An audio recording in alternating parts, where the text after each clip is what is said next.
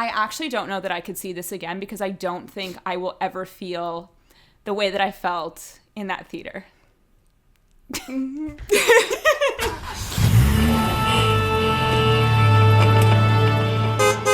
Hi everyone, and welcome back to Off to Broadway, the podcast where we deep dive into anything and everything musical theater. I'm Tara.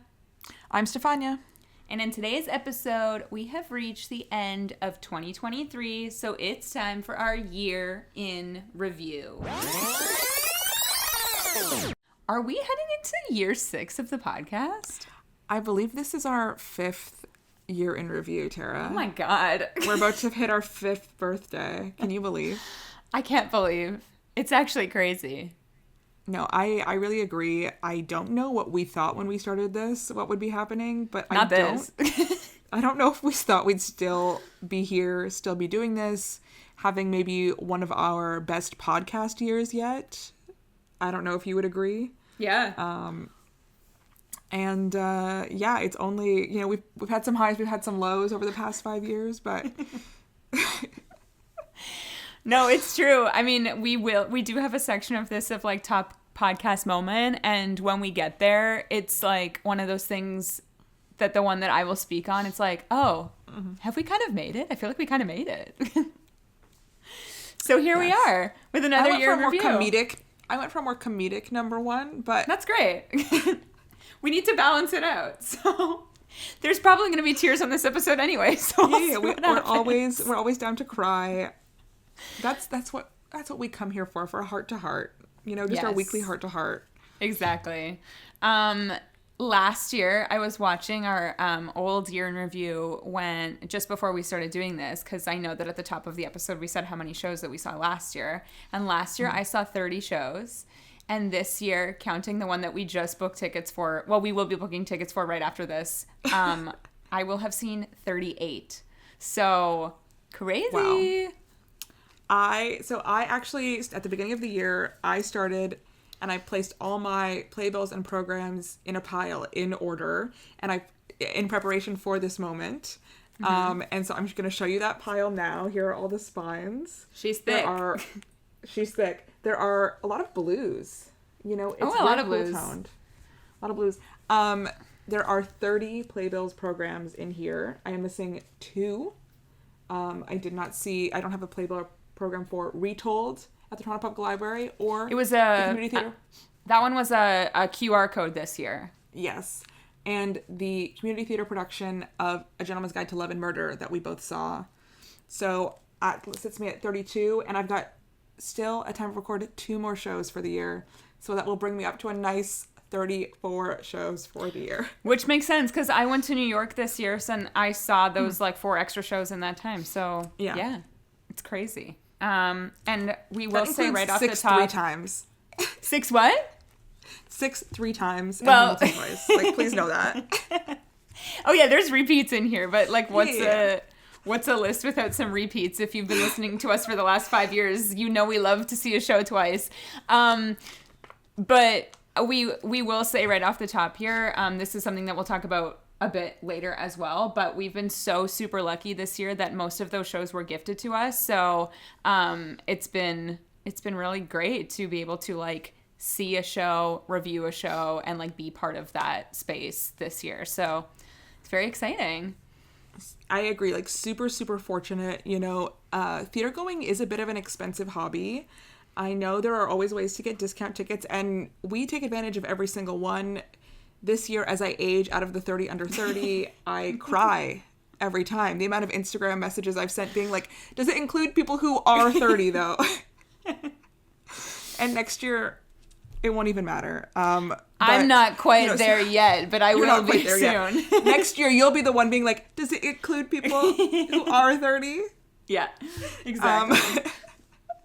But so, we love a discount ticket, but as it is, 34 shows, paying full price or even at the discount price does get quite expensive. So we're very lucky to be able to, support our theater habit with, press tickets and reviews. So, cannot complain in any way about that. No, exactly. So as usual with these episodes, we're doing kind of a bit of a ranking of the year. And this year we're going in opposite order, and we're starting with Performance of the Year, and that's the show of the year. And Steph, please explain to the audience why we're doing this. Well, we're doing this because, as I just said, one of our best years yet. At the same time, I did feel semi-underwhelmed as a theater goer this year. I don't know. There could be two reasons for this. One is that the shows just weren't as good, or just like didn't hit me personally as hard. I don't know. The other reason could be, as lucky as we are to see, 34, 38 shows in a year, there is something like, there is a jadedness maybe that comes with that. And maybe my goal, I've decided my goal for 2024 is to find the magic in every piece of theater that we see again this year. Because I feel like 2023 was hard on me for that. So 2024, we're finding the magic again in shows. She literally texted me yesterday, was like, I'm having an existential crisis and I'm going to talk about it on the podcast. No, I sometimes I feel like, do we see too much? Has the joy been taken out? I will we're say, gonna really deep.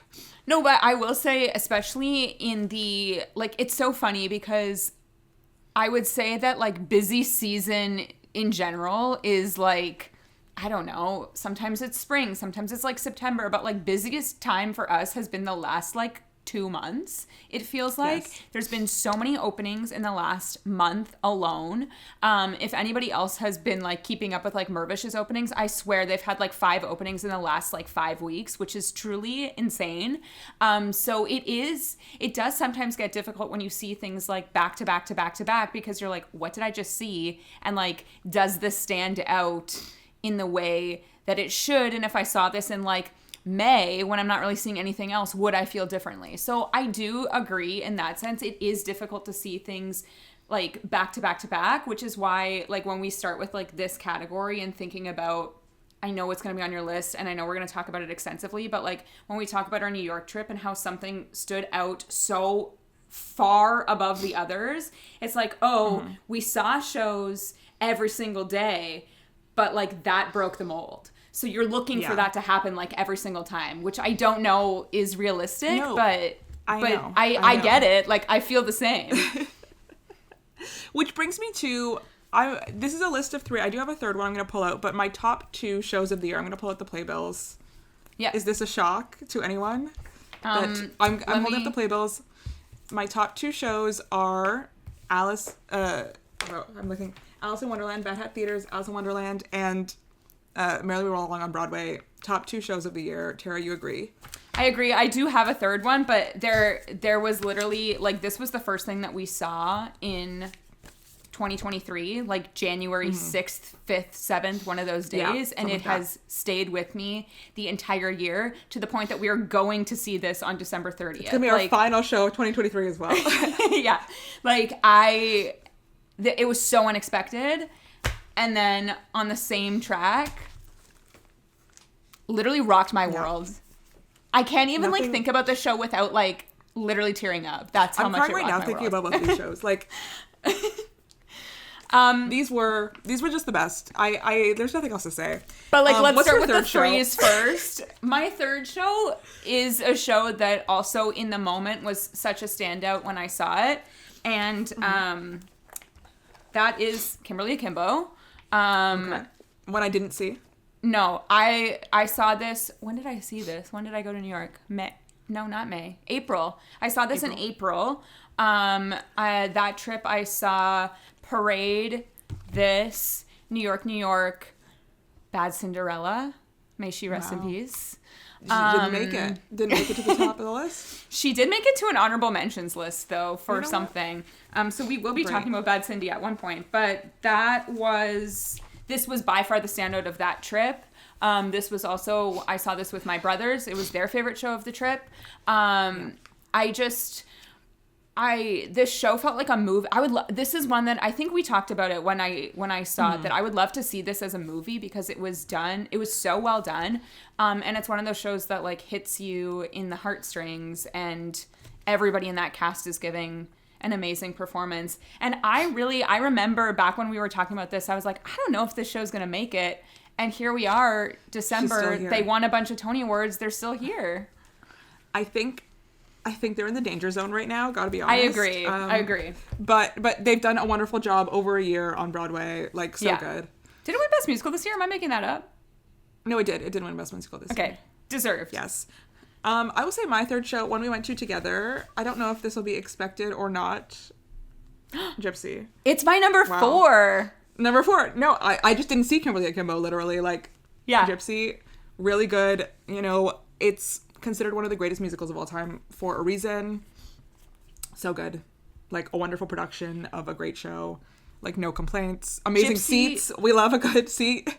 Gypsy also, like, broke the mold for us of, like, disappointment at Shaw Festival. And then, like, the next 2 things we saw, like, Gypsy and Brigadoon were both, like, good. Yeah. So, yeah. Great performances. I will speak on Gypsy a bit later. But, it was, I think I had said this in a recent episode, that, like, maybe one of the best things we saw this yeir, and I agree. Absolutely. Yeah, those are my top 3, I would say. My number 1, I think, is... Did you rank these? Okay, yeah, I was going to say, this is number 1, so let's talk about number 2. I think my number 1 is this. I agree. We were just having a moment when we saw this. Okay, number 2. Alice in Wonderland. Kind of went in, we had a recommendation. There had been wonderful reviews of this show. We had Robert Marcus on in 2022. He said one of his favorite things that he'd seen was Alice in Wonderland. And so we're like, okay, we got to go. We ended up going the last weekend last year because the scheduling is kind of funny for this show because it is a children's show. So it's a lot of like noon, 4 p.m. performances. So we found one of the only 7 p.m. performances. Literally this year we are going at a 4 p.m. because Tess Banger is leaving on December 31st. And we're like, we got to go before she leaves.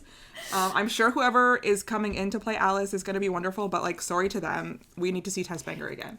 Well, this was also like a couple days ago. I get a DM from you at like midnight being like, read this caption. And it was Tess saying that she was leaving. And I responded immediately being like, guess we got to see it before December 31st.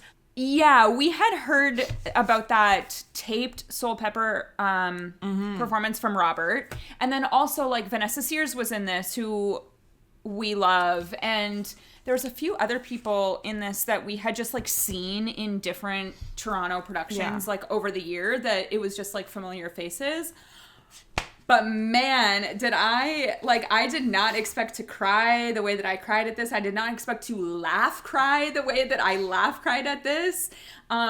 One of the funniest things I've seen this year for sure. And the songs are like, they're just so well done. And I don't even know if when we talked about this briefly as an obsession, I think on our Matilda episode. We didn't do a dedicated episode. No, because it was closed. And it was funny to think because our Matilda episode was the first episode that we recorded of the year, but that episode did not see the light of day for like 4 months because we kept pushing it. So when we finally did talk about Alice, it was like, oh, this is like something you can actually not see anytime soon. And then to our surprise, it was brought back for the Christmas season this year. I think Jennifer Ryder Shaw broke that to us. We were like, oh, we didn't know that was coming back. I think she did.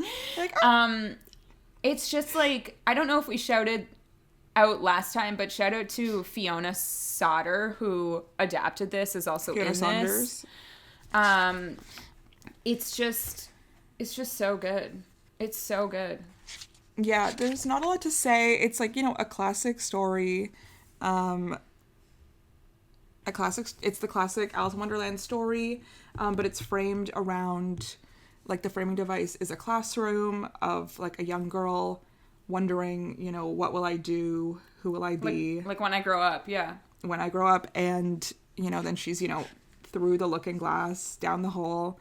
Alice in Wonderland is ripe for adaptation. There have been so many adaptations of it in various ways. But this one, I think, got to the heart of what the story is maybe trying to say. I don't know. Or they're using this story to say something that they wanted to say. And then also just, like, achieved the comedy that is so perfect for it. The tea party scene, when I think of it, I laugh. The croquet scene, just like the little bits, little jokes that are thrown in here. Like, I still think of to myself and laugh. We quote to each other all the time. So, like, so much of this show has stuck with me, and I cannot wait for it to bookend 2023. I know. It's very exciting. First and last. First and last. And then we get to this. I literally don't know if I can get through this section without crying talking about the show. I feel like it's very rare that something hits you the way that this hit both of us, to the point at like intermission, we literally could not contain ourselves. We were sobbing in our seats. Also, like, we will be doing a full episode on Merrily, but it probably won't be until like March or maybe even closer to Tony time, because they did just extend until July. Yeah. Oh, we should say, because there is time. When you are listening to this on episode release date, you have, hopefully, they're not sold out yet. You have a week to go see Alice at Soul Pepper. It is closing on January 7th. So go see it. Back to this. I don't know what I thought before going in, but sometimes when you star cast up like this, it's a questionable thing. Obviously, we had heard that like the off-Broadway was out of this world. These three, Daniel Radcliffe, Lindsay Mendez, Jonathan Groff, are like the best. But like until you see this show, you don't know how good not just them, but everybody in this entire cast is. As you just said about like seeing Alice again to bookend the year, I actually don't know that I could see this again, because I don't think I will ever feel the way that I felt in that theater. No, I agree. To me, you know, it's an interesting show. Like, we'll talk about it more when we like really delve into it, but it's an interesting show in that it truly flopped the first time it was on Broadway, like wasn't a success, and then people have tried to, you know, crack the code ever since of this show with different productions, different things, and you know, I don't know exactly what about this production cracked the code. Maybe we're just the world is in a place for like ready for this show right now. I don't know. It's like not that complicated or a show. I don't know what it was about that time. It's like one of the most simple stagings I've ever seen. Like, you know, it's basically Act 1 is basically just in one apartment set that they just move the dressings on. Very limited set changes in Act 1. Act 2 is a little more, but you know, so simple, and yet what the performers are able to do, what the music is able to do, you know, like the themes that run through just are there to purposefully emotionally wallop you at every moment. You know, and it was just to see, you know, a show about friendship with one of your best friends, you know, it hit us. It hit me anyway. It was a lot. It was a lot. And also worth every penny. Sorry.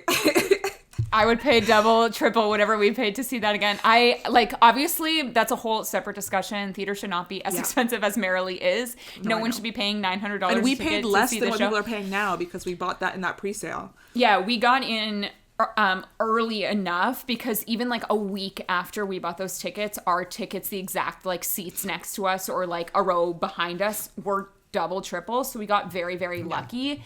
We will also say, like, I have not bought a ticket in advance like that in years. Like, it's been so long since I've done something like that. And, you know, it's a risk that someone could be out. We were so lucky that Lindsay was in, because she's been in and out of that show. Yeah. Oh my God. For a long time. But yeah, like literally worth every penny. We were so like moved the entire time that like at intermission, it's like, gotta buy merch. Like, yeah, we were like risen from, we were pulled from our seats to the merch line. We're like, must purchase merch. Where I should be wearing my pin, my Merrily pin. I know, I should also be wearing my pin. No, we'll save it for the Merrily episode. I literally do not know how I will get through that episode, because as soon as we start talking about crying now themes, I will just not be able. But I saw a TikTok the other day from Grace Akai, is that her name? Aki? She's in the like industry, and she just saw Merrily for the first time.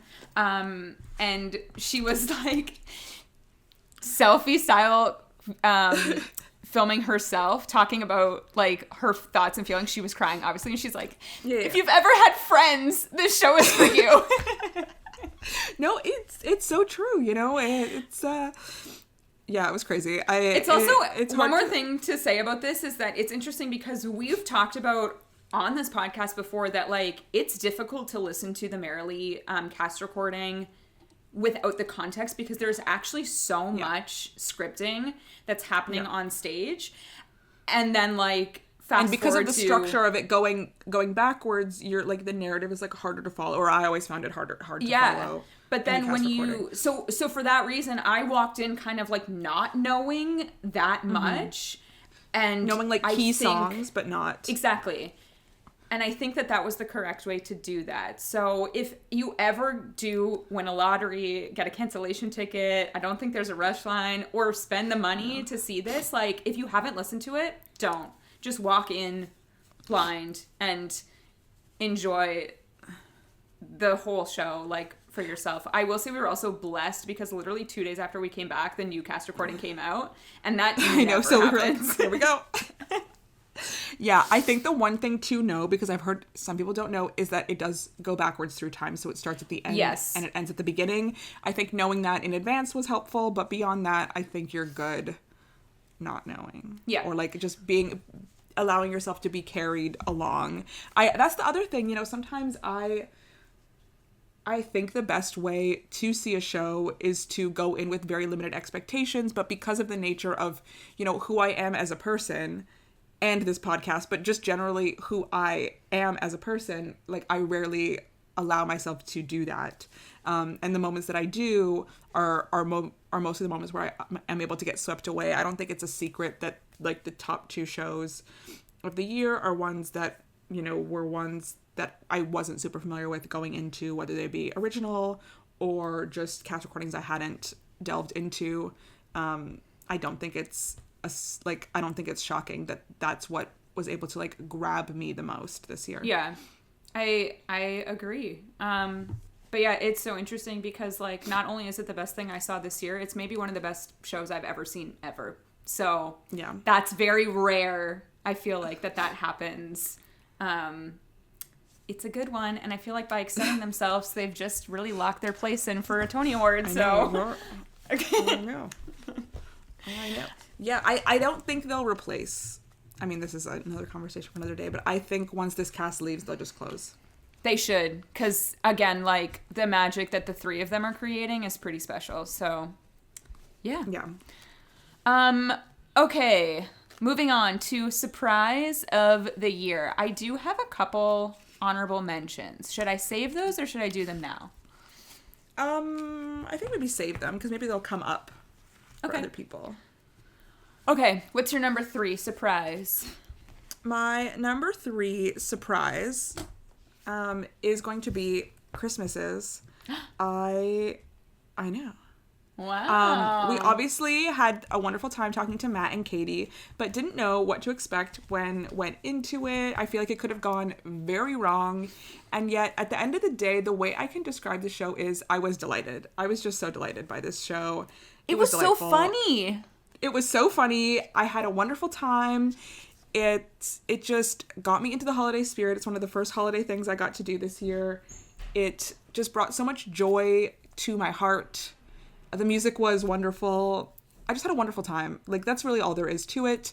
Daniel Wade, Liam Tobin, AJ Bridell, our best friend. AJ Bridell is singing the best song in the show. She's so funny. And it's accompanied by the best staging in the show. I loved that song before we even saw the show, and then to see it staged the way it was staged was great. Yeah, Christmas, this is super fun. She also absolutely delivered comedy when her fake high ponytail came off during the Act 1 finale. So much so that I was like, is this part of the show? She was working it so much. I think the answer was no, that was not supposed to happen. But we saw this hilarious. How long ago? 2 weeks ago? 3 weeks ago? December 7th, so yeah, like two weeks ago. So like 2-ish weeks ago, we saw it with a couple of like people that I work with. You better believe that every day we've talked about the ponytail since. No, it was great. The ponytail was fantastic. She looked amazing, and then when it came off, cracked myself up. Like, our whole row was dying. Oh my God, the pretzel so good. Crisps. The pretzel crisps. Shout out to them. Shout out to Snack Factory for sponsoring Christmas. Shout out to Snack Factory. I eat pretzel crisps every day at work. I bring them with my hummus, okay? So I was truly pleasantly surprised to see them in a starring role. Yeah. And so was the woman in front of me who took her phone to take a picture of the pretzel crisps. Well, gotta get that photo. If you're listening to this episode on episode release, you have until the 31st to see Christmases, and there are a handful of discounts today? out there. No, it's coming out on, this episode's on the 28th. So you have you still have a couple days. A few days.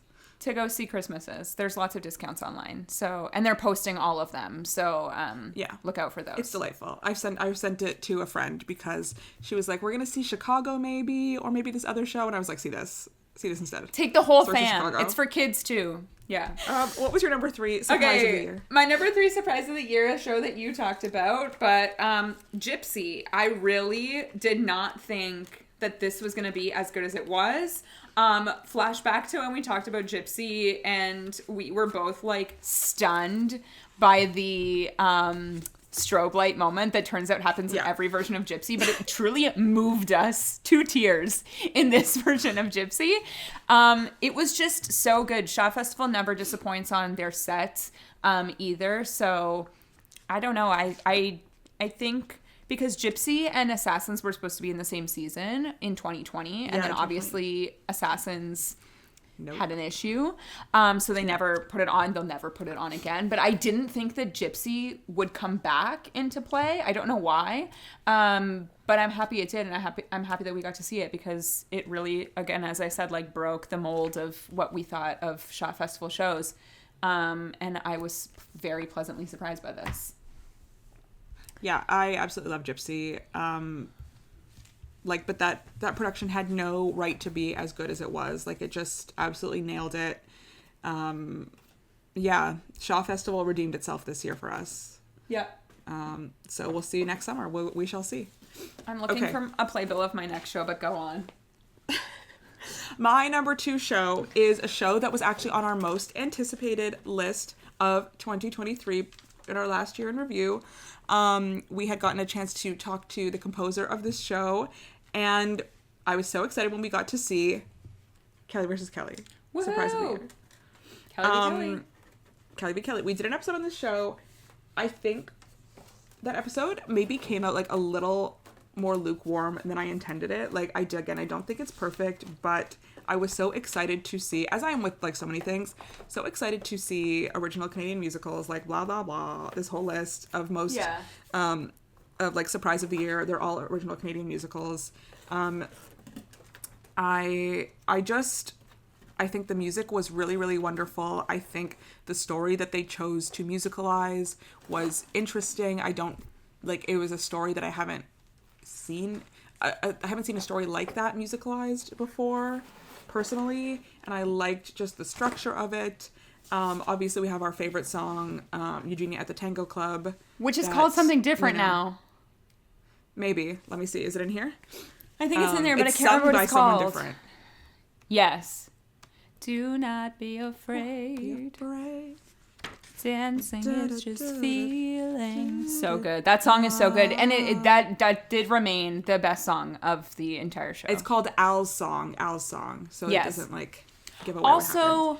I had never been to that theater before, which was a beautiful space. Main stage. Yeah, a really beautiful space. So I was so happy to get to see this. And I guess it wasn't a surprise, but it was a surprise how much I enjoyed myself and how excited I was by this. Again, anytime we're seeing homegrown things, original things, anytime we're seeing first productions of things, I just get so excited. And that was one of those for me. So Kelly versus Kelly. Great. My number 2, not a Canadian show, but an original story. My number 2 surprise is Shucked. I forgot that I saw this year, because this year feels like it was 2 years combined. But I feel like I was hesitant on seeing Shucked, because I had read reviews and then I was like, I don't know if this show is for me. And then when I got into the theater, I was like, oh man, this is so funny, and everyone is giving such incredible performances. I think I've talked about it on previous episodes, but my favorite songs, Somebody Will, obviously independently owned. There's a song that the character Maisie sings. I can't remember what it's called right now, but it's just such a lovely, fun story. And Shucked is closing, which I think was a little surprising to everybody, especially because like they really worked on their marketing for this show in the best way possible. This kind of began like it's corn. It's got the juice. This kind of like began like the musical theater influencer marketing style. Like it really began with Shucked. So I mean, it doesn't always work in terms of like ticket sales, but Shucked is going on tour in the new year. So, and I do think it's like a perfect tour show. It did as well as it could. Agree. I think it did. Like I think it would have been shocking for this to be a crazy long running show. It's not Phantom of the Opera, but you know. No. And I mean, Phantom isn't even Phantom anymore. But, you know, if people are going to New York and they ask me what to see, and they've asked me what to see this past year, I've recommended Shucked to people. I've said I think Shucked is a really fun show, you know, a romp. You'll have a good time, not too serious. You know, you'll leave with a smile. And it's been one, having not seen it, that I have felt comfortable telling people, I think you'll enjoy this one. I think you'll have a good time with this one. Yeah. Like a safe recommendation. It definitely is a safe recommendation. It's kind of like one of those like good for everybody type things. I'm just on their website right now. So they're starting their tour. It looks like basically a year from now. It's starting like next November. Okay, wow. And it's going to 30 cities. So.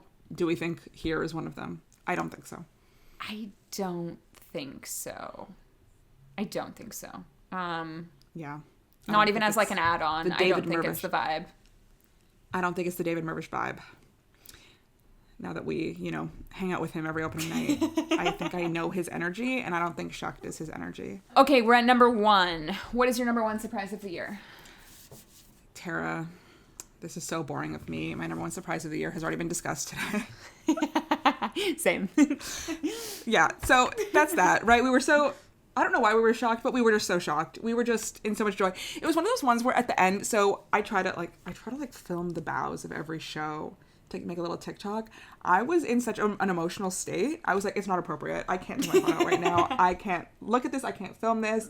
I just couldn't handle it. So if that kind of conveys how I was feeling at the end of the show. I couldn't even social media content create. This time though. This time I'll be ready. I'll have tissues. I'll be ready for it. I do have 2 honorable mentions. The first one I feel like you'll agree with, and that was the vocal performances in Rock of Ages, because that was truly shocking this year. I agree. I was shocked. Trevor Cole and AJ Bryadell again. AJ Bryadell, bestie. You know, really, really wonderful. Steffi D. So many wonderful people in that production. Yeah. And then my second honorable mention was a show that I just saw. It's a play, To Kill a Mockingbird. I saw this on a media night. It was very well done. And I now understand why it won. Did it win? Yeah. Why, like, what's her name? Who played Scout on Broadway? Oh, Celia Keenan-Bolger, her Tony. Yes. I now understand her Tony Award for this role. It was great. It was a really good show. It was only here for like a week, and it was pretty much sold out like every single day. So people love To Kill a Mockingbird. David Mirvish loves To Kill a Mockingbird. It's coming back? It is coming back in the summer, I believe it's coming back. Okay, let's move on to most emotional moment of the year. Now, you think that these are going to be the same shows, but for me, they're not all the same. Okay. Yeah, I feel like I'm quite boring in this one. But I am my number 3 is a different show that hasn't been discussed here today. My third most emotional show of the year, Rent. This is quite obvious because Rent generally is a pretty devastating show. And this production was a very wonderful production of Rent. Beautiful performances, beautiful orchestrations, great set, but most of all, it just hit hard. During Seasons of Love, they had the house lights up and we're crying, and I feel like they could see us. They could see us. And I was just like overwhelmed.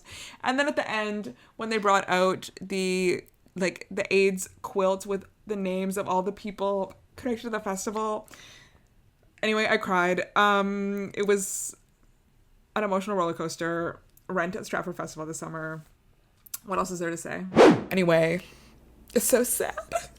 Anyway, the show is so sad. Wow, tears truly about to fall from my eyes. This Tears is a are first. going.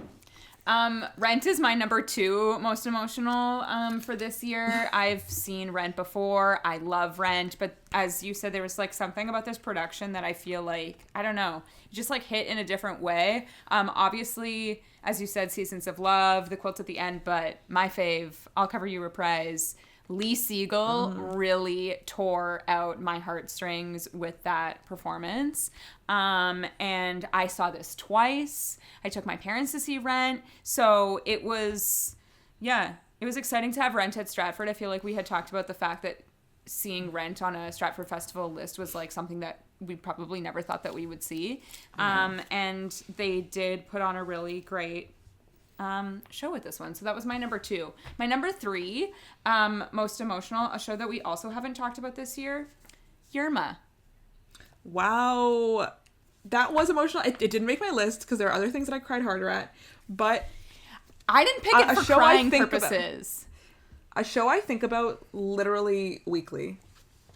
Yes. So that's the thing. I feel like I did not cry during Yerma, but we saw this in February, I want to say? February. And this was our first time going to Coal Mine Theater as well. We are hoping to return next year to see Dion, a rock opera. But it's like a small black box theater. Sarah Gadon was in this show. And it didn't make me cry, but it definitely evoked emotion. And I have also thought about this every single day since we've seen it. It sparked really good conversation with the 3 of us in our post show ride home. And then I also was talking about this with some of my coworkers and just talking about what a woman goes through and seeing that mental state, especially when it comes to wanting a baby. What a great show. So yeah, Yerma. Yeah, no, I absolutely agree. Wasn't on my list, but like I said, literally think about it at minimum weekly, all the time. Yeah, it hit. Okay, now I'm about to get really boring here, sorry. My number 2 most emotional show. Oh my god, could it be Alice? Okay, but I was literally thinking, as a crier, what did I sob the hardest at? It was this. And then my number 1, sorry, let's bring her out again. My number 1 also. If we're talking about the number of tears that fell this year, Marilee takes the cake. Yeah. I started crying so early and literally didn't stop. No. Literally did not stop. At the end. And then as seen in this episode, as discussed in this episode, we haven't even been able to keep it together talking about the shows. So. Yeah, I was an emotional wreck for all 3 of those. So there you go. That's that. Emotions. I find I cry less now at a show. So if I am crying at a show, because my heart has been hardened. So now if I'm crying at a show, it did something. It did something right. It is it hit. It hit. Yeah, absolutely. Okay, boring. Same shows as always. They were just the standouts. They just did that this year. I don't know what else to say. It's fine. Okay. It's fair. That's why we talked about show of the year at the beginning. So people could be prepped. Yeah, so people could be prepped. Okay, this next one is set of the year. This is an opportunity for me to highlight some different shows with some beautiful sets. Oh, I can't find one of mine, but it's fine. Set of the year, just some of these shows have absolutely stunning production design. And we're going to start with a show that I did not think was very good, but really beautiful set. The Great Gatsby. Ooh, that's on my list too. It's number 2. Number 2. Really, really beautiful set. While we're here. That's that. For The Great Gatsby. That's all I have to say. I am date stamping this episode. It's December 22nd. As of today, B-Way Gatsby, and it should be known that the other Great Gatsby, the Florence Great Gatsby, has the handle Gatsby B-Way. So just putting that out there. They did post this photo of Jeremy Jordan with a single spotlight as Gatsby, and they geotagged New York. The rumor is that it's going to the Broadway and that it's opening this season. And if that happens... This will be the 14th musical to open this season. Wild. There's too much. There's honestly too much happening this season. Everybody needs to hold back. I feel strongly about that. No new shows this season. It's too much. To me, this like race to open is that they want to beat the other Gatsby. Because I actually think that both of them are Broadway bound. Sure, they might both be. They probably are both. They probably both are, but trying to win the race at the cost of quality is a mistake, in my opinion. And if they go to Broadway this season with what we saw, I'm sure there will be some changes, but with what we saw, in my opinion, with what we saw in November, that's a huge mistake. I agree. That's all I have to say about that. But yeah, there's rumors that it's going to the Broadway this season. There was also a casting notice that went up the other day looking for ensemble members, saying that all of the leads were already cast. So to me, that means that everybody is transferring over. There's like maybe a single good song in this show. I don't know. The tone is so weird. We're going to do a full Gatsby episode. It will come out in the new year because we need to discuss it. But I do agree. The sets were gorgeous. So beautiful one stuff. thing going for them. The pool, like the way that the way that the front like of the stage, yeah, was the inside of the pool, and they had like pool ladders, like so creative, so good. Yeah. The scene where they go to the cottage and it's like full of flowers, great, like, beautiful. The production value, so beautiful. Good. The eyes of T.J. Eckelberg or whatever his name is that came on the billboard. Yeah. So good. That's exactly what I pictured it to look like. I mean, it looks like the book cover, but that they nailed that. Yeah. That's really it. That's about it. Yeah, agree. But yeah, that was my number 2. So my number 3, I can't find my playbill right now, but it's Brigadoon. We talked about this kind of recently. That is my number 2. Oh, we flip-flopped. Yeah. I have it. I can't remember. It was an obsession for an episode that we did recently, but I just think about the moment when, like, we're getting the intro, there was, like, the scrim that was down, and then the scrim kind of, like, began to become see-through, and we saw all of the little, like, houses, and you turned to me, you were like, that's practical set, and it was practical set. It was so beautiful. They created the town of Brigadoon. It was and so the way beautiful. that they used perspective. And the people would come out from the back of the town. They'd be in the windows of the houses. There were stairs. I've never seen anything like it. So good. I feel like we probably have the same number 1. I mean, the number 1 I think for me is obvious. I think for me too, and I also can't find my playbill, even though we just recorded that episode. Here Lies Love. Like, Here Lies Love. Again, there's nothing like this. I've never seen anything like this. Probably for a good reason, but I was so happy they tried it, you know? Which is also crazy because if Gatsby does go into the Broadway, literally cut back to me like 5 weeks ago, being like, what show is going to replace Here Lies Love at the Broadway? They have to put it back together. I mean, yeah. Yeah, like that set just... And part of that set is the audience. Part of that set is the way that the audience moves, that the way that they are included in the show and become kind of the backdrop for the show. I've literally never seen anything like it. I'm so glad we got to experience it. It wasn't really like stunning like set pieces. It was more just the way it all worked together and the way it was structured and the places that they had people perform and the screens and the disco balls, you know, like to contrast this set with Brigadoon's set, it's so completely opposite, or even Gatsby's set, so completely opposite, but what it was doing is something I've never seen before, and so that's why number 1 for me. I agree. I do have a few honorable mentions here. I'm just going to rile them off. Rock of Ages had a really great set. It was kind of like industrial, a lot of like piping that was used to create like balconies, which was really fun. In Dreams, which didn't make it anywhere else on this list, but In Dreams had the beautiful banners for the Day of the Dead. So beautiful that was really pretty. Beautiful projections. I got to shout out my girl, Bad Cinderella, because the sets were gorgeous in that show. They probably put most of their budget there. And then my last one is a show that we just saw, and it's Pride and Prejudice. They were working overtime, moving set pieces in and out. So shout out to them for that. We didn't do costumes, but do you think you can pick a quick costume? Ooh, I have one. I'm gonna highlight specifically Jennifer Ryder Shaw's costumes in Spamalot. In Spamalot, in Spamalot, you know, they're able to be like very creative with that show because it's a little like silly, campy Monty Python. But specifically for her, the way that they accommodated her, you know, pregnant belly, and also it was just so true to the character. That beautiful wedding dress, when we saw Robert 2 weeks before, he's like, she looks like Wonder Woman, and she came out, and I'm like, she does look like Wonder Woman. She looks so good.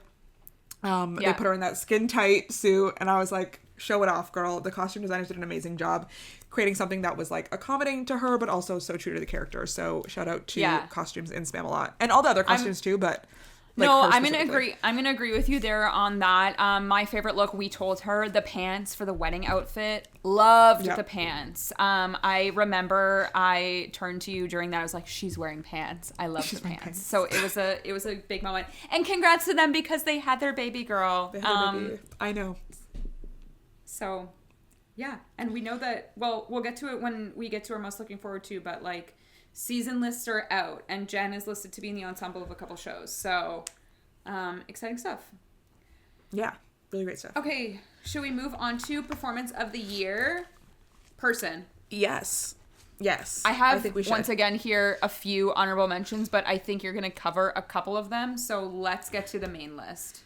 Okay, I'll start with my number 3. I was lucky enough this year to go see Hamilton on tour. Was it the Philip tour or was it the Peggy tour? Know. I don't remember. It doesn't matter.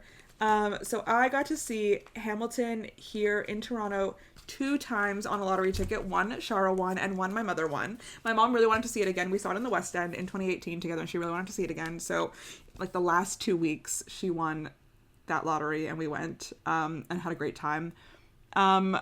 And so the performance I want to shout out is Donald Weber Jr. as Burr. To me, he is the best Burr I have seen. Hamilton actually, I'm sure they'll be very happy to know, becomes my most seen show ever at 5 times this year, 2023. Congratulations. Welcome to the club. Congratulations to Hamilton. My second most seen show is 6 at 4 times, also achieved in 2023. And my third most... is a tie. I've seen a bunch of things 3 times, like Book of Mormon, Wicked, and Juliet, like a bunch of things. But Hamilton became my number 1 most seen show at 5 times, and like it deserves that. And Donald Weber Jr.'s Burr, I haven't heard a better Burr.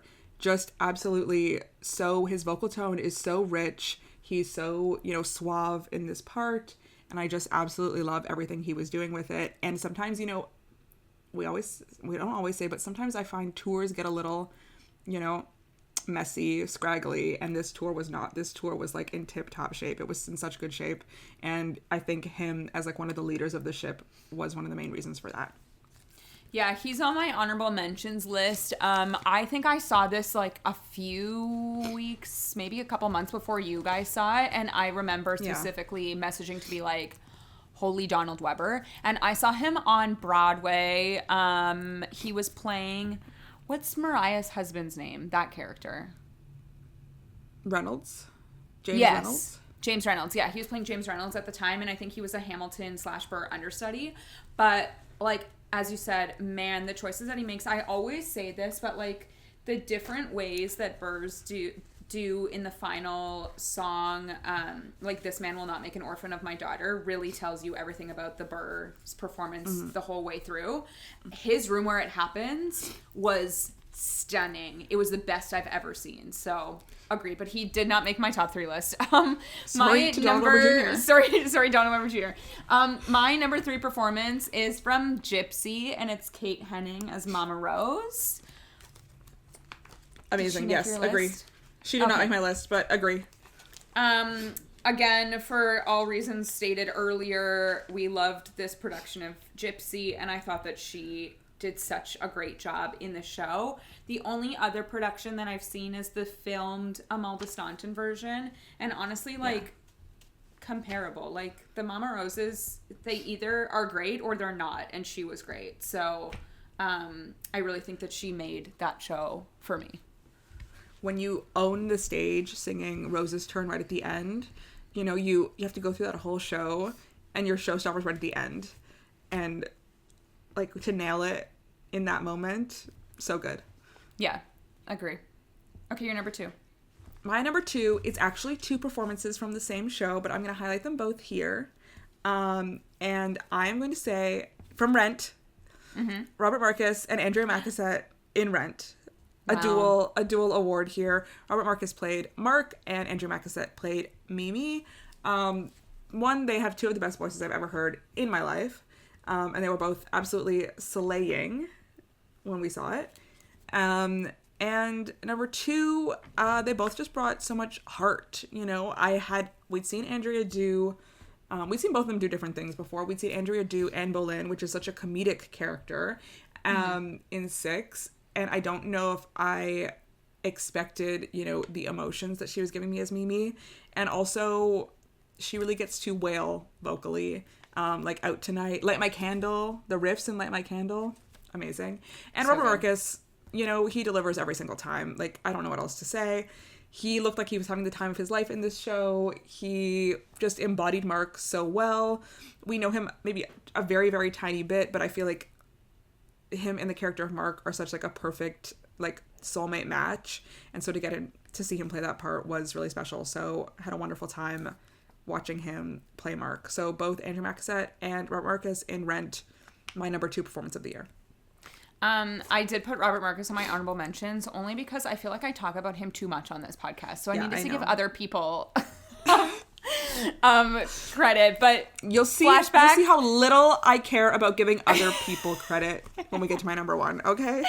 Flashback to a year ago when I cast Robert in this role, and I would like to take credit for that going forward. So you're welcome, Robert. Call me for any other casting, and maybe I'll take a cut next time.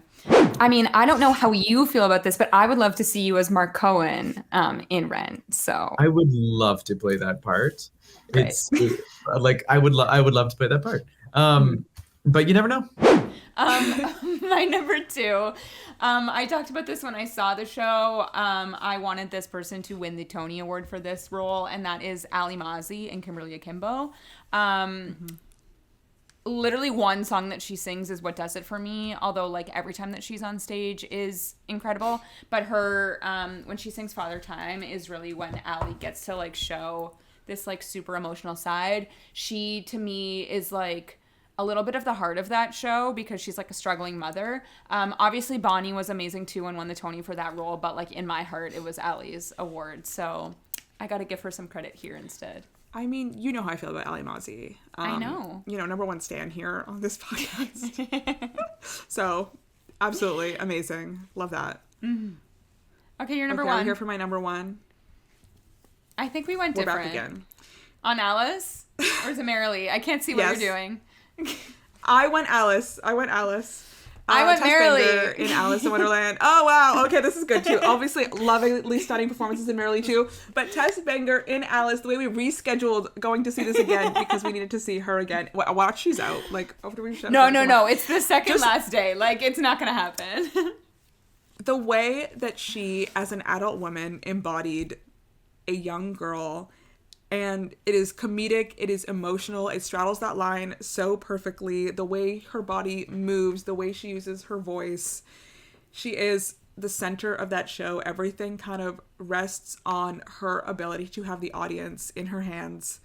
Tess Bender, love you. Can't wait to see you again. Is it Benger? I think we've been saying it wrong this whole time. I think it's Benger. I know. I don't know. Is it Benger?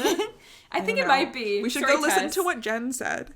I know. I can't remember. I think it might be. I think it might be Benger. But like Tess, come on the podcast. Okay. We want to talk to you. What? Tess Benger. Love you. Yeah. My number one is a trio split between Jonathan Groff, Daniel Radcliffe, and Lindsay Mendez because, as stated, this entire episode, literally nothing better than the three of them on stage together. We did find out the Tony eligibility came out, and we did find out that Jonathan Groff will be considered lead, Daniel and Lindsay will be considered featured. So that will make things interesting coming that Tony sounds right time. to me. But I also agree with that. Yeah, I really can't say more at this time without being emotional and talking about the three of them. So we'll save it for our Merrily episode. But all you need to know is this playbill alone and the pictures that they're making in the photo booth to know how great their performances were. I do have 2 honorable mentions. Tess was also on my list of honorable mentions, but we saw 6 this year, as you said, and the Canadian Queens are really doing a great job. But my honorable mention is Julia Pulo, who's playing Anne Boleyn, because damn is she funny. She is so good in that role. She's really funny. Kind of giving a different take to a Boleyn that I've seen before. Yeah. So I really, really enjoyed her performance. And then my second honorable mention is Cliff Cardinal and his performance of As You Like It or The Land Acknowledgement. It was a one-man show. Another one that we kind of walked in literally knowing nothing and left thinking We about. literally thought we were about to see As You Like It. That's how little we knew. But I think that's the purpose, right? You're supposed to think that that's what you're seeing. Absolutely. It was good. I recommended it to people. Some of my friends from work ended up seeing it and they really enjoyed it too, and it sparked conversation. It was just one of those spark conversation kind of shows, and something that I think I'll think about for a while. And he was 100%. Alone up there, so shout out to him. Every time I hear a Land Acknowledgement, I think about him. Yeah, same. I share what he spoke about with people when we talk about Land Acknowledgements. Yeah, I absolutely agree. Back to He's 6. doing another show. Yes, at Crows again, isn't it? Is it back at Crows? Yes, I think it is at Crows again. I don't know. Go talk about 6 and I'll look up what he's doing. Look it up. Back to 6. Love Julia Pulo, but if I have to give an honorable mention to any of these queens, it is a joint one again, and it is for Maggie Lacasse and Kelsey Kimmel, both of who have played Jane Seymour. On opening night, it was Maggie Lacasse. Amazing, beautiful, stunning. She is from Montreal, so she's that little French Canadian accent. So she's giving Celine. She's giving Celine Dion. And then she is currently out of the production, and they've brought in Kelsey Kimmel, who's played the role. She's been an alternate on different tours. Her voice. voice. The first time I heard her, crazy voice. Really, really amazing. And then I saw it again with my whole family. It was my mom's birthday gift. For the whole family, my mom, my dad, me, and my brother. We all went to see 6 again. We sat in the 5th row. I've never sat that close for it. And she just sounded so amazing. And I was like, Mom, when did you start crying? Or Mom, did you cry? She was like, yeah, I started crying during Jane Seymour and just till the end. And I was like, wow, it hit her too. No, her voice, absolutely stunning. When we saw her on Halloween, I had never cried like that in Heart of Stone. The only other time I did was the first time we saw 6 in Chicago, when we were just so out of body experience. Yeah, because we double tear wiped at the exact same time. And then when she started singing, I was like, damn, this is giving Abby Miller energy. The show that Cliff Cardinal is doing is Everyone I Love Has a Terrible Fate Befall Them at Crows. I think it passed. Sorry, everybody. Oh. But he did another show. It just ended. Watch out for him. Watch out for things he does. Yeah. As You Like It or The Land Acknowledgement was half stand-up comedy, half spoken word kind of thing. I lied. He's in another thing. Okay, tell us, Tara. He's in Huff. And this is not until April. So. Okay, coming up. Yeah, I wonder if he has a bit of a residency with Crows. This is the 3rd thing he's done with them. Like an ongoing collaboration. Yeah. It's great. Yeah, it's really good. Is that it? Oh, we have our top podcast moment of the year. Top podcast moment of the year. Okay, I have a comedic one for us. Top podcast moment of the year for me is when we recorded our Rock of Ages episode when we discovered that the app was working. I'll insert a clip here. It's changing color. It's changing. You can't see probably, but it's changing color. Purple. I literally can't believe this is happening right purple, now. I can't believe this is happening. Oh, here we go. Sing along. It's karaoke. Okay, this is actually very important. Living in a lonely world. I think it's over. We're back to this main screen. The show's over. What a journey we've been on with this app. What a journey. No one else knew about the app, but we found out about the app. And the excitement. I literally just deleted the app from my phone very recently. How dare you? I was like, I need the space. During Rock of Ages, they had you download this app. Everyone's like, okay, it's just a playbill, whatever, moving on. Then during the episode, we were recording it. It was while a show was happening, downtown. I opened my phone just to show us what the app is doing, and the show was running. The lights are strobing, lyrics are coming up on the screen. We're interacting, and just the fact that it happened during the episode record, and we could not hold it together. No. We had the best time.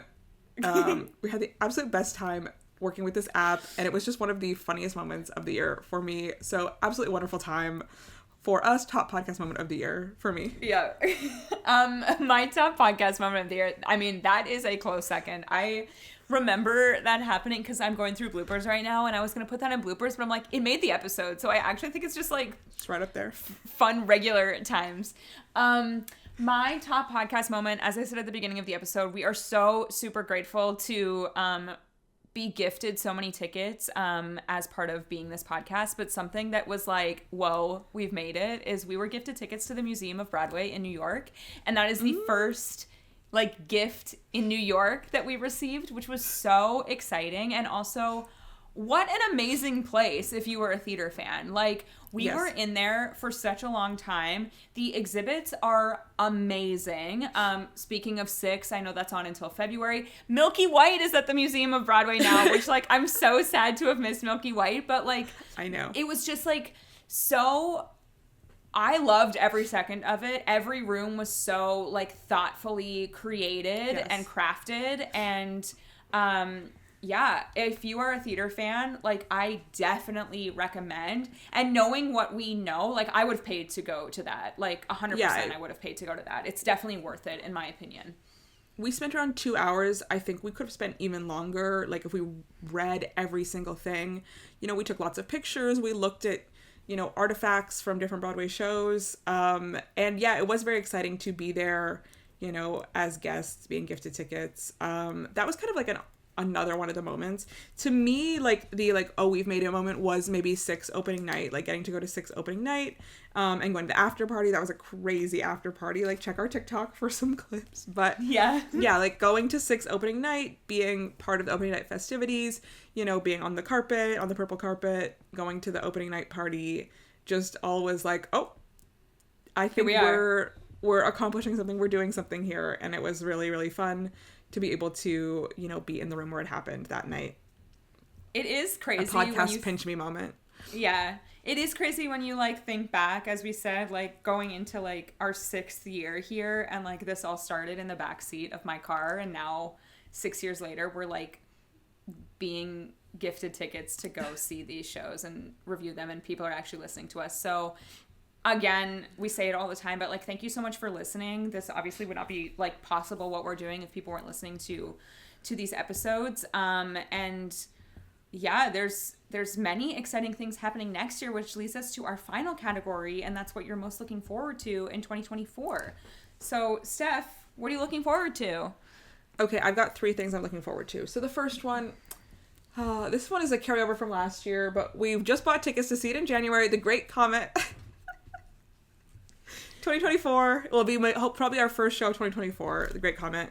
Cannot wait. Really excited to see that. The set looks amazing. The cast is fantastic. So, first thing of the year, and it's one that has been so anticipated all the way back from 2020. Yeah. The reason that we're seeing it so late is because this show is so super, super sold out. So yes. I would say when you're listening to this on episode release day, go buy your Comet tickets, but they actually might be gone. So I don't know. When does it run until? The 28th, 29th? Something It just got extended 28th? again until the 28th. We don't know if there's plans to extend further. But yeah, it's been extended twice now. So Yeah. go through your 3. My 3. My number 2 is, we just spoke about it, at Coal Mine Theatre, Dion, a rock opera. As I said, I love an original Canadian musical. And this is one that I know we've been kind of like keeping our eye on. So cannot wait to see that in February at Coal Mine Theatre. Yeah. Agree. And my number 1 show, I don't know, maybe this is unexpected, but as we said, we've had faith in Shaw Festival. It's been restored. So I'm really excited for My Fair Lady at Shaw Festival this summer. I saw My Fair Lady when it was on Broadway back in 2018 with Laura Benanti, one of the most beautiful sets I've ever seen. A beautiful show, and I think My Fair Lady is a perfect selection for Shaw Festival. I think it really works with their kind of mix of classics, but, you know, big productions, but not too classic, like not too, you know, done. I think My Fair Lady still has really interesting things to say, and I think that's the sweet spot that they need to be in. I think where they like were less successful, not to like really litigate Shaw Festival right now, but, you know, Damn Yankees, Holiday Inn were ones that were just kind of like meh. But with the ones that they chose this year to produce and bring back, I think that fits in that same sweet spot of My Fair Lady. So I'm really excited to see what they do with that. I agree. That is my third, like, most anticipated thing for 2024. I've never seen My Fair Lady, so I'm excited to finally get to see it. And agree. I think after we saw Gypsy and Brigadoon, we were like, oh, I see the vision for My Fair Lady and Shaw Festival now. So yes, I'm excited exactly. for that. My number 2 is a show that has been on our list for literally years, and I don't know that I'll see it, but I'm still excited for it, and it's The Notebook. It's finally coming to Broadway. I mean, there's a chance I might go to New York in April, but we'll see. But yeah, it's been on my list, I think, for the last like 3 year in reviews, maybe 4 of like most anticipated show. I think we thought that we would have seen some iteration by now, but unfortunately we have not.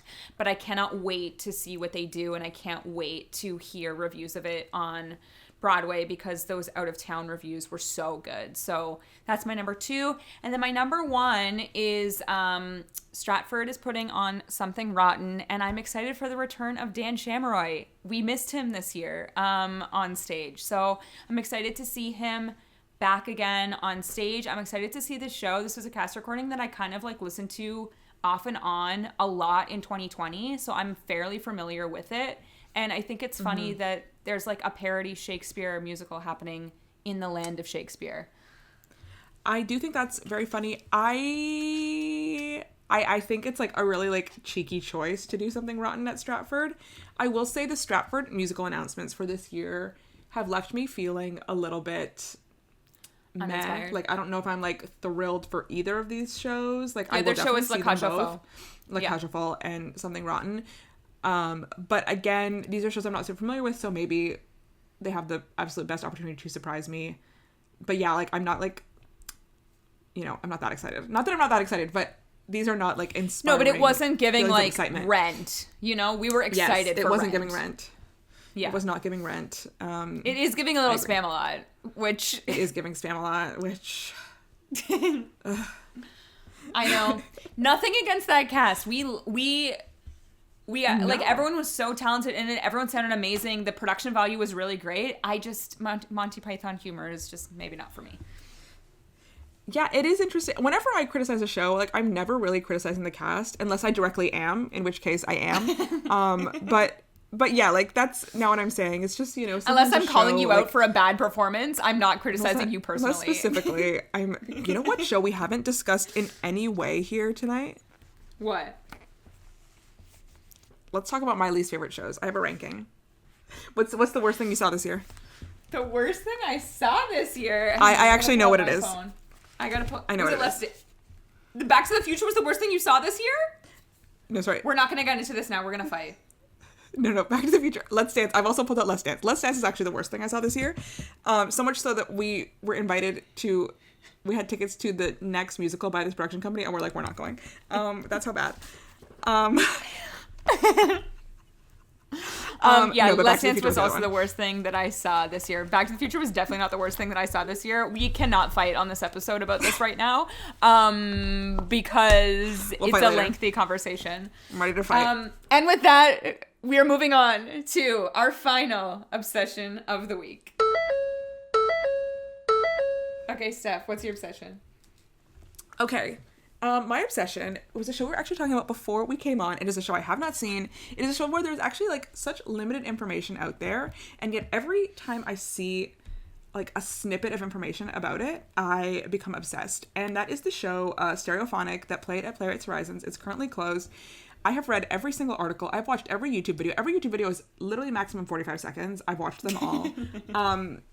Basically, it's about a band that's like loosely based on Fleetwood Mac and the recording of an album that is again loosely based on the album Rumors. It is 3 hours long, 3+ hours long. Oh, I it didn't has know original that. music. It is 3+ hours long. I was looking into tickets when we were in New York, but the only ones available were the Saturday matinee, and it was like an accessible performance. Anyway, not the point. It was like a relaxed performance, and I was like, oh, I don't know if I want that. Anyway, Yeah. Basically, and the other key part about my obsession is that the music is written by Will Butler of Arcade Fire, and anyone who knows me Also- knows how what. This is not a musical, right? It's a play with music? No, it's a play. It's a play with music. It's a play Yeah. about a band. It's Okay. a play about a band, so there is music in it. Yeah. Yes, so the music is by Will Butler, and anyone who like knows me in my real life knows what a massive fan of the band Arcade Fire I am. Will Butler actually no longer a member. He left. Will Butler was a member of the band Arcade Fire, and what I've heard of the music and everything that I've heard from people who've seen it say that the music is absolutely amazing. So I am truly getting by on these 45-second clips on YouTube posted by Playwrights Horizons to try and sustain me until I can potentially either see the show or see a an bootleg of album the is show. out. I would like, so yeah, that's what my obsession is into 2024. There's rumors it's going to Broadway next year. The rumors that it's going to the Golden because The Shark is Broken is closed and there's nothing else Right. that's going in there right now. So Yeah. that's the rumor. Which someone So- said it's a good spot for it because it's like one of the smaller theaters for sure. It's a smaller theater. Yeah, that's the thing. I think like a more intimate space is probably best for it. Not that I've seen it. I literally know like the 45 crumbs that seconds they worth. have that they have dropped for me. Like they're Hansel and Gretel, and I am just like, eating them up. But yeah, so that is what I'm taking into 2024. My stereophonic hyperfixation on nothing. Tara, what is your obsession you're taking into 2024? My obsession I'm taking to 2024 should surprise nobody after listening to this entire episode. As I said, literally 2 days after we saw Merrily, the cast recording dropped, and you better believe that I've listened to nothing else but this and 1989 Taylor's version. I swear to God, it's the only thing I've listened to for the last 2 months. 1 month. But my obsession, I could pick many obsessions. We've talked about this, but if you listen to the Merrily cast recording, we have said that like there are moments when you can pick each one of their Tony Awards, and I truly believe that on this album. But my obsession for today is the song Old Friends Like It Was, Lindsay Mendez.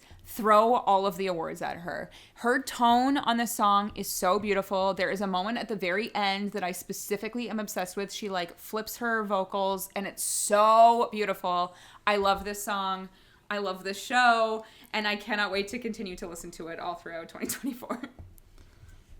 No, I agree. That cast album is so good. The transitions. The transitions are so good. The transitions. orchestrations. It's How so did you get good. to be here? What was the moment? You know who we actually didn't shout out in our performance of the year honorable mentions, and like how dare we please? not? Because Crystal you Joy Brown? literally Crystal talk Joy Brown? about- No, the kid, Who? Max. Oh, Max Rackenberg. I am obsessed with him. They're They're currently casting for a young what's his name? Frank Jr. for Frank Jr. Frank Jr. Yeah. Yes, there is a child in Merrily, which I don't really know if I was aware of before like this production. Frank Jr. We had the absolute most adorable child in the world play Frank Jr. He's on the His name is cast Max recording. Rackenberg. I swear I thought he was 5 years old. He is 7. They put them in their pajamas to go home. Oh, he was It's so the cutest sweet. thing in the world. He wears little rainbow Crocs. Yeah. There are other So- there are like 2 other children who play Frank Jr., but our Frank Jr. was Max Rackenberg, and he is the only Frank Jr. to me. Yes.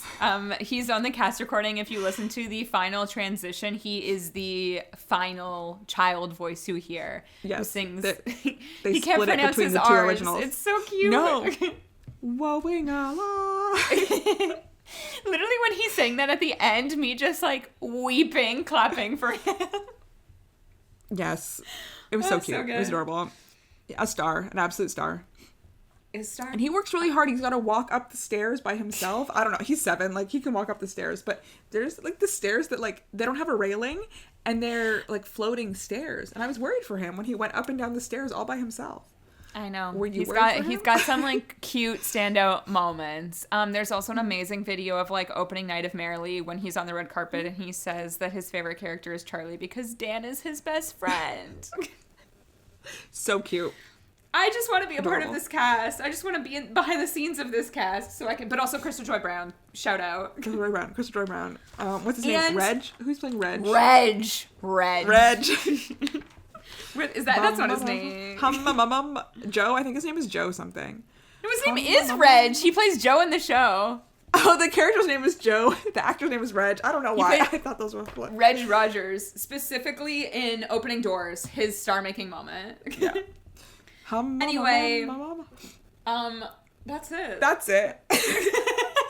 Every year, well, we started this off, but I truly do feel as the person on this podcast who sometimes is like along for the ride, have to acknowledge the work that Tara does so much every year.